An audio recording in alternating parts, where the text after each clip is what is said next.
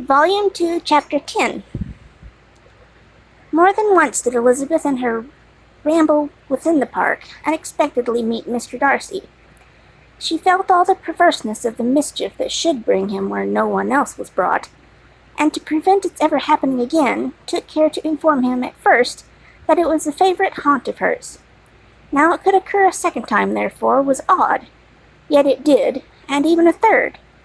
It seemed like wilful ill-nature, or a voluntary penance, for on these occasions it was not merely a few formal inquiries on an awkward pause and then away, but he actually thought it necessary to turn back and walk with her.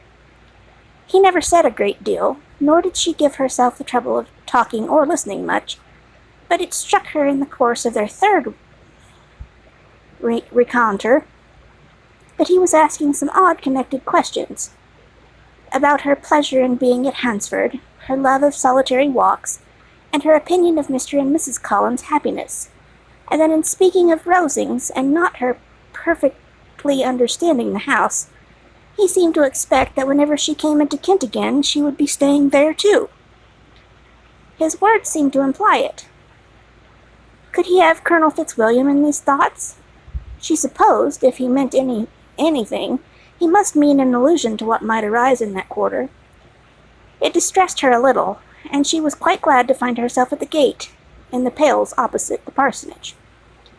She was engaged one day as she walked in re-pursuing Jane's last letter, and dwelling on some passages which proved that Jane had not written in spirits, when instead of being again surprised by Mr. Darcy, she saw on looking up that Colonel Fitzwilliam was meeting her. Putting away the letter immediately, and forcing a smile, she said, "I did not know before that you ever walked this way." "I have been making the tour of the park," he replied, "as I generally do every year, and intend to close it with a call to the parsonage. Are you going much farther?" "No, I should have turned in a moment." And accordingly she did turn, and they walked toward the parsonage together. "Do you certainly leave Kent Saturday?" said she. "Yes, if Darcy does not put it off again. But I am at his disposal. He arranges the business just as he pleases. And if not able to please himself in the arrangement, he has at least great pleasure in the power of choice. I do not know anybody who seems more to enjoy the power of doing what he likes than Mr. Darcy." "He likes to have his own way very well," replied Colonel Fitzwilliam. "But so we all do. It is only that he has better means of having it than many others, because he is rich, and many others are poor. I speak feelingly. A younger son, you know, must be inured to self-denial and dependence. In my opinion, the younger son of an earl can know very little of either. Now, seriously, what have you ever known of self-denial and dependence? What have you been prevented by want of money from going whither you choose, or procuring anything you had a fancy for?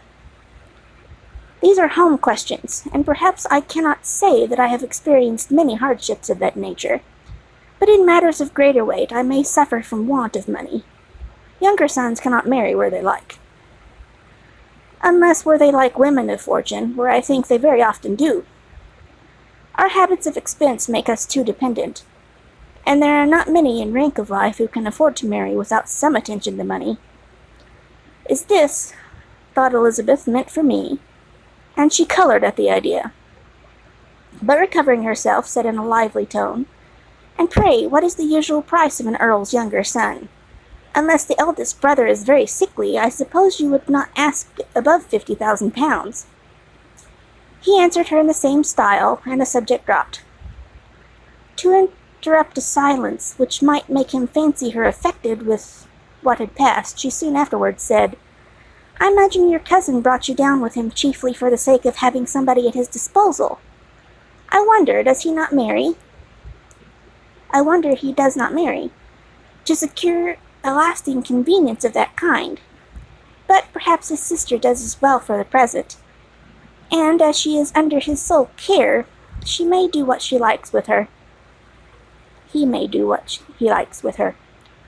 "No," said Colonel Fitzwilliam, "that is an advantage which he must divide with me. I am joined with him in the guardianship of Miss Darcy." "Are you indeed? And pray what sort of guardians do you make? Does your charge give you much trouble?" Young ladies of her age are sometimes a little difficult to manage, and if she had the true Darcy spirit, she may like to have her own way." As she spoke, she observed him looking at her earnestly, and the manner in which he immediately asked her why she supposed Miss Darcy liked to give them any uneasiness convinced her that she had somehow or other got pretty near the truth.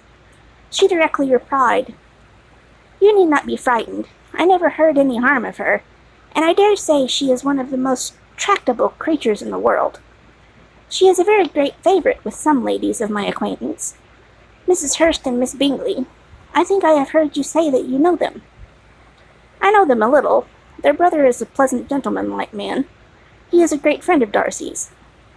"Oh, yes," said Elizabeth dryly.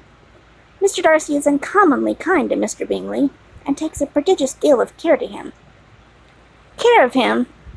Yes, I really believe Darcy does take care of him in those points where he most wants care.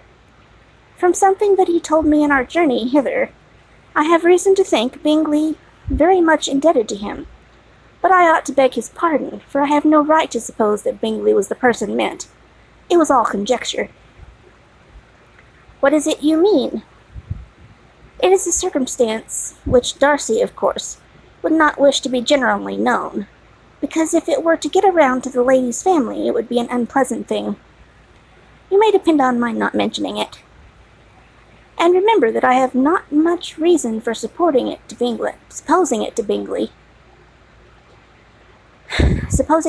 Bingley. What he told me was merely this, that he congratulated himself on having lately saved a friend from the inconveniences of a most imprudent marriage, but without mentioning names or any other particulars, and I only suspected it to be Bingley from believing him the kind of young man to get into a scrape of that sort, and from knowing them to have been together the whole of last summer.